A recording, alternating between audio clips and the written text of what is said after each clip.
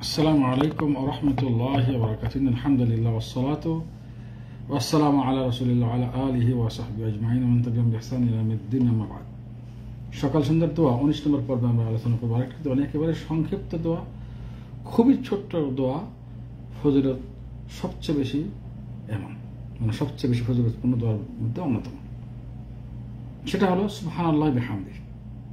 সুবহানাল্লাহি ওয়া বিহামদিহি, এটা আমাদের দেশে উচ্চারণ সুবহানাল্লাহি ওয়া বিহামদিহি, সঠিক উচ্চারণ হলো সুবহানাল্লাহি ওয়া বিহামদিহি। এখানে দিহি বলে থামতে হবে।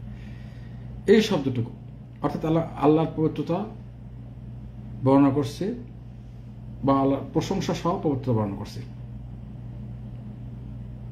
অথবা আল্লাহ তাআলার পবিত্রতা বর্ণনা করছে এবং প্রশংসা বর্ণনা করছে, দুটো অর্থ।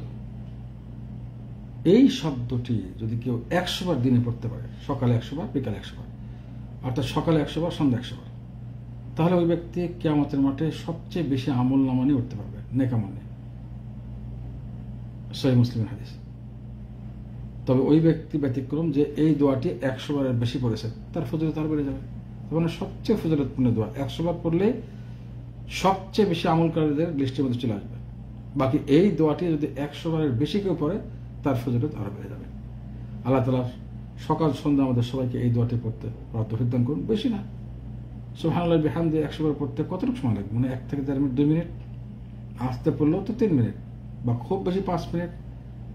5 মিনিট শব্দ তো আমরা একেবারে ন্যূনতম সময় যে আমরা পেশাব পায়খানা ব্যয় করি, আসছে বেশি, এতটুকু সময় সবচেয়ে বেশি আমল নামা নিয়ে কিয়ামত মাঠে ওঠার জন্য এই আমলটুকু আমরা করতে পারবো না?